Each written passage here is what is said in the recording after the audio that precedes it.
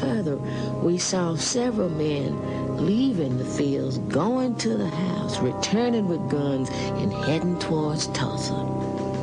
After we had traveled many miles into the country and was turning to find our way to Claremont, we looked up the road and saw a race lady coming toward us. My lady friend and I went to meet her. She advised us not to try to pass through a little adjoining town. There was a group of black people that were trying to escape, women, children, and old people alike were trying to escape from this thing. We're going up the railroad tracks that went by that hill up there in Collinsville. Said that a group of black people came by that hill trying to escape, and somebody thought that they were being attacked and invaded, and apparently they began shooting and killed a whole bunch of those poor folks. The airplanes continued to watch over the fleeing people like great birds of prey watching for a victim. Although we were over 13 miles from Tulsa, we could, at about 10 p.m., see the smoke rising from the ruins.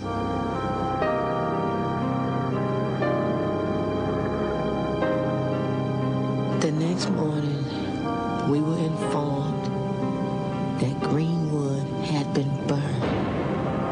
It was then that I shed my first tears. A truck arrived for us about 9 o'clock, and we started for Tulsa. We did not enter through our section, but we were brought through the white section. Can you imagine the humiliation of coming in like that with many doors thrown open, watching you pass? Some with pity and others with smiles.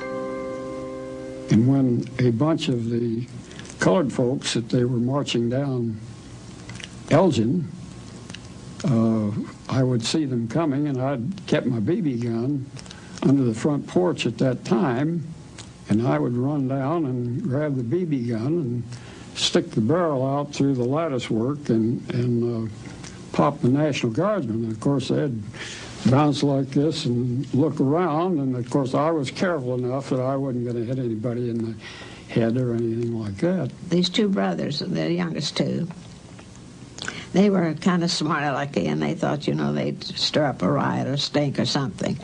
And I can remember standing behind them and crying when my dad just hauled off and backhanded one of them in the back of the head because he was going to take a gun. And he wasn't going to shoot at the people. He was going to shoot up in the air. And I remember my crying and begging him not to do it. And my dad, telling him he wasn't going to do that to those people. They was only trying to get away themselves. Soon we reached the Black District, which was so beautiful and prosperous looking when we left. There we found to be piles of bricks, ashes, and twisted iron representing years of toil and savings. We were horror-stricken, but could not shed a tear. At that hour, we mistrusted every person having a white face or blue eyes.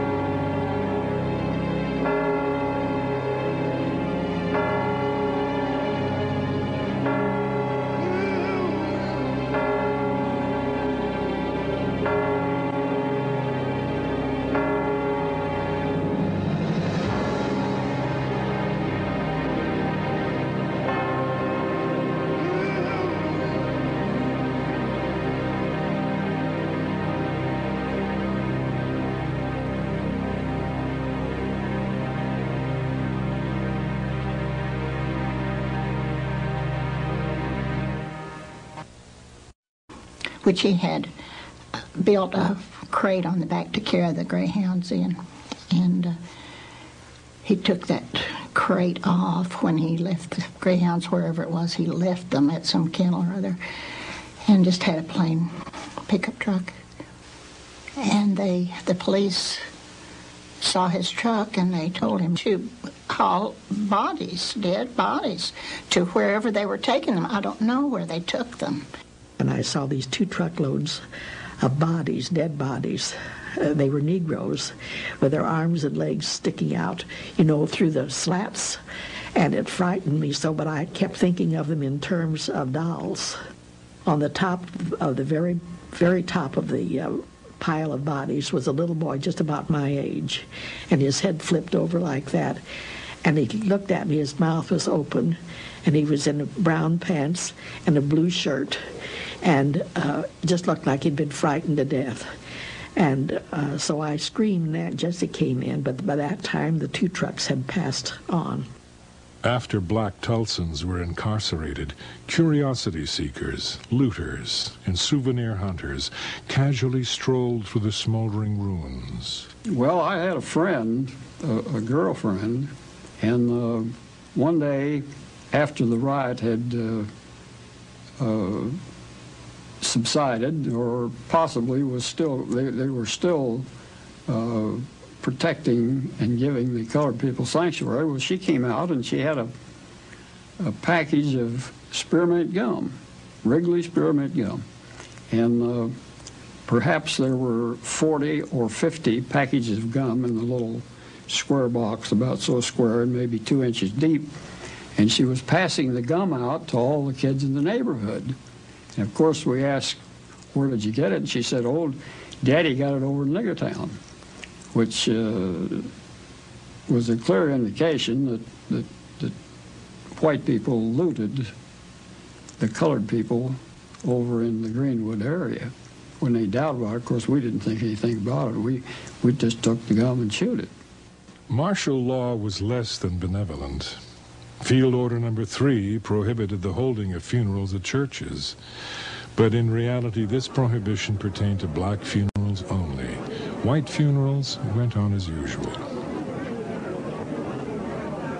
Overnight, these people had nothing. And they had to start over again. A person who had office and clients or patients or customers had nothing. And the people that were his clients and their clients and patients and customers had nothing. And so it was extremely difficult for them to get on their feet. It was pathetic when you think about it. Out of all of our 7 years, that's when I said, my husband and I lost more than anybody in North Tulsa because we lost 7 years of our earning in one night. And we had altogether 10 different business places for rent. Today I'm paying rent.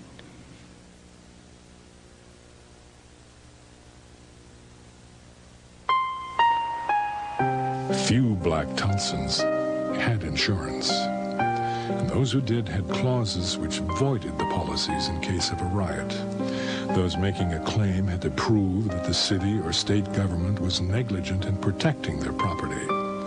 An impossible burden because the victors had already begun to rewrite the history and insulate themselves from blame. An all-white grand jury placed the blame for the Holocaust squarely on the black population. Also blaming the black population was Tulsa's white churches, the Chamber of Commerce, and of course Tulsa's white newspapers. In this old nigger town, there are a lot of bad niggers, and a bad nigger is about the lowest thing that walks on 2 feet. Give a bad nigger his booze, his dope, and a gun, and he thinks he can shoot up the world. And all these 4 things were to be found in nigger town: booze, dope, bad niggers, and guns. The Tulsa Tribune makes no apology to the police commissioners or to the mayor of this city for having pled with them to clean up the cesspools in this city. Tulsa Tribune, June 4th, 1921. Incredibly, after all the yellow journalism that had been published at the time about the incident and prior to the incident by white-owned newspapers, the one indictment returned by the grand jury of a newspaper was against Mr. A.J. Smitherman. one of the most influential black citizens in Tulsa, owner of the black newspaper. And that comes after his offices, his newspaper offices, were destroyed and burned in the riot. He left Tulsa and never returned. Cities across America offered assistance.